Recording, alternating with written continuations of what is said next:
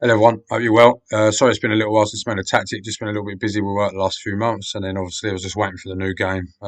Had a go on the beta for a couple of weeks and then just sort of give myself a few weeks just to sort of come to grips with the new sort of features on the match engine. Wouldn't say I'm quite there with it all yet, but sort of kind of pressing, got to get used to that a little bit more, using the OIs a bit more. But yeah, no, I've been sort of playing with this river plate tactic at the moment, trying to sort of do this Marcelo Gallardo sort of 4-1-3-2. It's working quite well. What I kind of did is just started out with a vertical tiki taka. Just went into here, sort of looked at because they got that sort of shape here. You can have that diamond, so I just sort of kind of went from there and then cut a player back, and then sort of played around with it from there. I had an advanced, not like that. I had an advanced playmaker here, and then kind of just went with it. So just go through some of the instructions. I mean, I did start out with tackle harder here on these fullbacks as well, but they just kept getting booked all the time.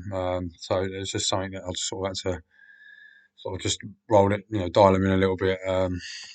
This is probably a role if if you're going to use a tactic, you're probably going to want at least two sort of this each side, and then maybe one that can play both sides as a spare, really, which is not something I've got at the minute. Well, I did have one, but he's a bit older now. His acceleration's just got so slow. He just leaves us vulnerable all the time. So I'm going to be looking for a new one in the window.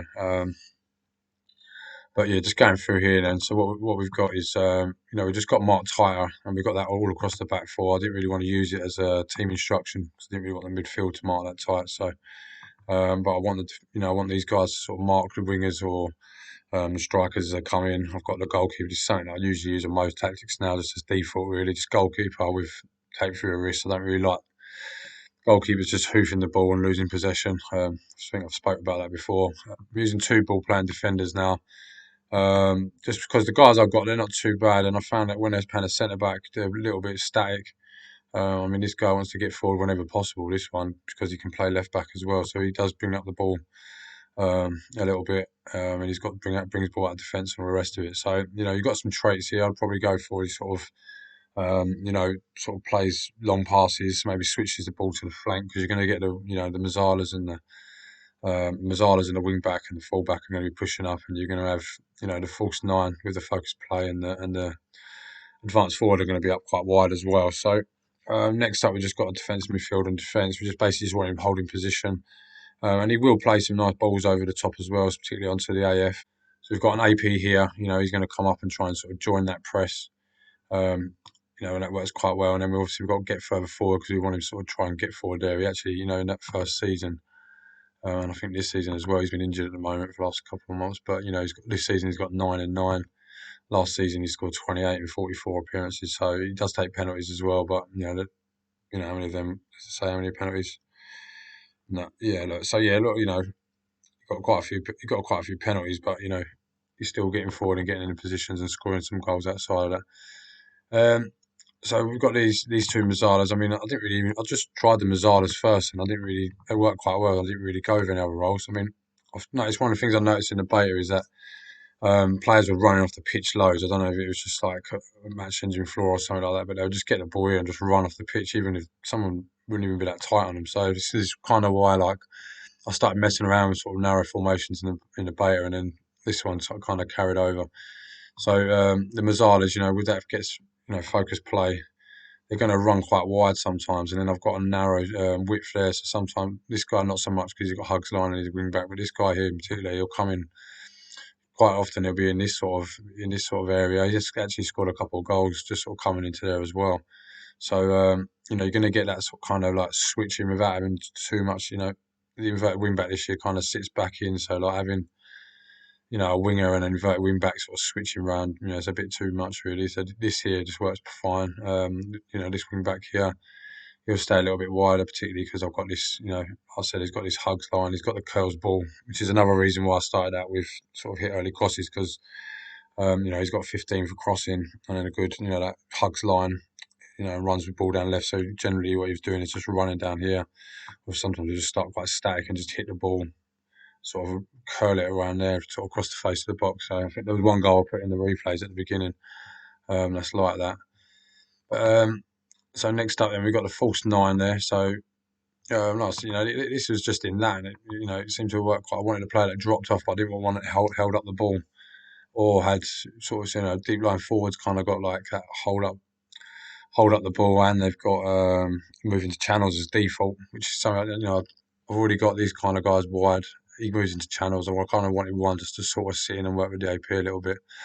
But with the focus play, he does come down quite often. Sort of comes into there, quite good at dragging defenders away, and then one of these guys can sort of play a ball over to the AF there, and it kind of be maybe usually in maybe a one-on-one situation. I've got quite a quick. Let's just write that thing quickly. I've got quite a quick guy there. He's got 14 acceleration. He's not, not too bad for this league. It's not too bad. He does well against the other defenders. I'm always on the lookout for good defenders on here, and there's not many great ones I would sign in the Argentinian league. So a lot of them are either they've got too little pace or something like that. There's always something missing. So next up, we've got the AF. So Alvarez, he's been kind of like the star man.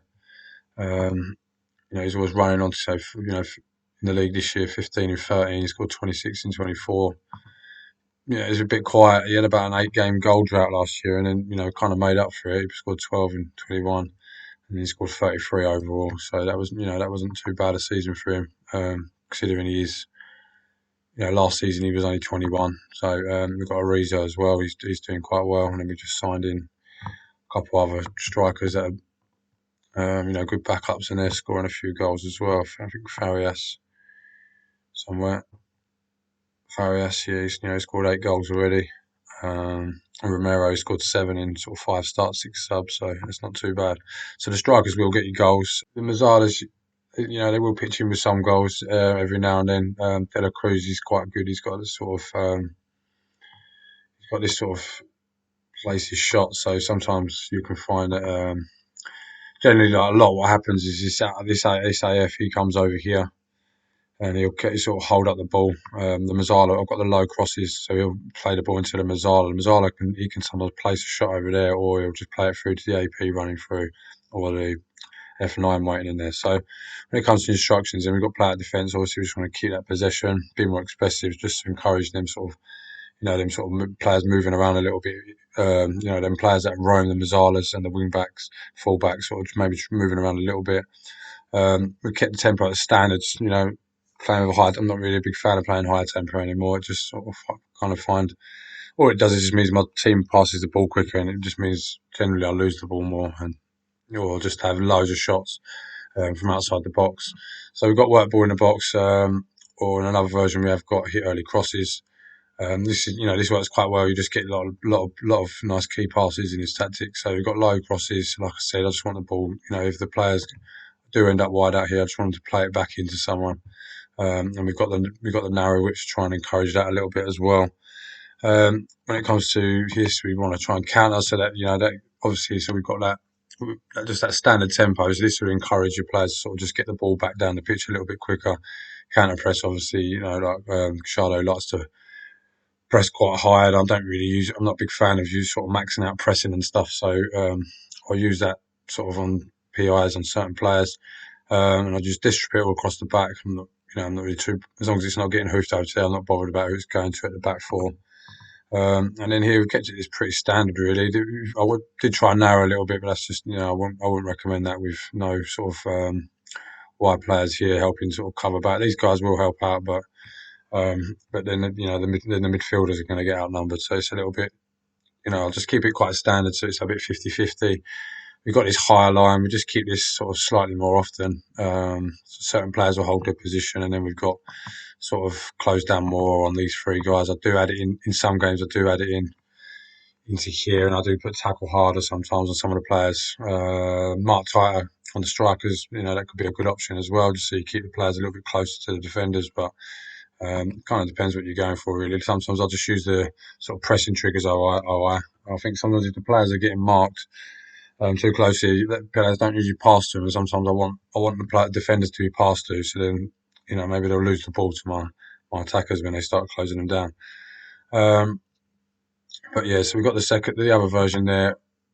This works fine as well. Like, I actually use this quite a lot now because I found generally if I use this standard defensive line, I hardly ever see any replays from the opponents. Usually it's just like set pieces or something like that. So I found like sometimes this works much better against the bigger teams. Like I'll beat Boca. I'll show you the results in a minute, but I beat them like 4 times last year, and every game I like smashed them with this version. So the only difference here is just hit early crosses and just drop the line a little bit. And again, you can just like change that to there, still use that sort of line. So I've been giving this a go with Luton as well. I found that definitely with a team like Luton, it's better to drop that line a little bit. So because you're going to get a lot of teams sort of in the Championship trying to just hit the ball on sort of quickish sort of strikers, wingers. So I found that it's better just to sort of keep it back a little bit, even if you've got players with good acceleration, then they're not going to get caught out too much. But yeah, in terms of sort of the team that you're going to be looking for, just sort of if you do want to play this sort of version, you're going to want like sort of acceleration and pace being sort of 13 minimum. And just a standard really. Players are going to be coming down wide. There's going to be some crosses coming, so you're going to need jumping reach. You're going to need heading. You always need concentration with defenders, tackling, marking, passing. Obviously, with ball playing defenders, bit of vision. Obviously, they're young players. You can work on these attributes, but generally, they're the sort of things I'm looking for. First touch is another one I would like. In an ideal world, it'd be good if they had dribbling as well, but can't have everything. So the wing backs again, I always want good crossing because these guys are going to be creating a lot down the area, relying on quite a bit. Generally, like I would like my jumping and heading to be better in these guys as well because I found like the midfield's quite congested. Sometimes they just try and play ball straight out to the wingers. So again, you want dribbling, so you're not sort of missing out on things. Always want marking, tackling on these guys. This guy's here. Always want him to have a good tackle there, a good pass, so we can sort of play over to there. And vision as well is one I like to have here. Obviously, it's not really even highlighted there, but I think vision's key in this area because he could be quite static, really. And sometimes you could see a player making a run who's not marked. Um, then coming up with the Mazzales, who was going to need speed dribbling. I don't really, these guys will try and run through a little bit. If you don't like that too much, maybe just go for like, Correlia or something, or maybe even just box to box or something like that, and put some instructions on them. But I always want passing in my team. But all the things, AP again, we want dribbling, passing, want a bit of acceleration so he can actually get through there and actually make something called the opportunities. If someone quite slow, I've tried to play over there once about acceleration 11. He just never made it in the box in time. And then this guy here, like, obviously, definitely want finishing, but we want the dribbling, the first touch because he's going to pick up the ball a lot over here, and he's going to sort of have to dribble around a little bit, and you definitely want a good pass on him because he'll be passing a lot of inside here. So this is definitely like a key role. You definitely want to make sure you have got a good player in here, and yeah, and obviously. This guy, he did struggle a little bit at first because he's still quite young. His passing is still a little bit off. So it would be better if I can just get him a little bit better. But he's only like what now, 20, 21. So I'm building a young team, really, 19. So yeah, the attributes here you can sort of highlight them for the position there, and it's quite sort of obvious sometimes what you need. But, sometimes it's not always highlighted some of the things, like the vision and stuff like that. And even in other roles, might not have sort of other things like concentrate. I know that's more of a defence actually, but I just think everyone on the pitch is going to be concentrating on the game. Really, that's just the way I always just think of things. So when it comes to the league table, yeah, last season we're into this is season 2 now. So the top of the league, we've drawn 116. Last season we won every game. So it is a short season though. It's 25 games. So and there's a lot of teams in there I've never even. I'm not really big on just sort of South American football. There's a lot of teams I haven't heard of on here, and they've got quite a lot, lower reputations than River. Like you should be winning this league with most tactics, really. Obviously, Boca didn't have a great season. We we beat them. Yeah, played them in the cups as well. So let's take a look. Yeah, so it's pretty. Just came through, won everything in the league. We won. We also won like loads of cups as well. We lost there in the World Club Cup the second time we played in that cup. Um, we won this Roy Copper Super America, which is like a super cup. Won the league. We won the Super Cup of America. We beat 4-1 in the final against Boca. won the yeah, that's it. We won the World Club Cup final the first time. It was like I think that was one carryover from the last season. So like we won the yeah, it was a good goal from De La Cruz that one. So but then Boca again, like we beat them in the final there, and the other final there we beat them in two finals, 4-1, 4-0. And then like if you look at all the meetings we played against them now. That last one that was 2-0. We got away with it there, so it's 4-0, 4-0, 4-1, 4-1. So maybe they're improving or I'm getting worse. Yeah, I'll probably finish up this season. Probably look to sort of move to Europe or something like that, and turn it into a little bit of a journeyman save. So, and then come up with some other sort of tactics in this save, and get a couple of other saves going, and then I'll get some stuff out.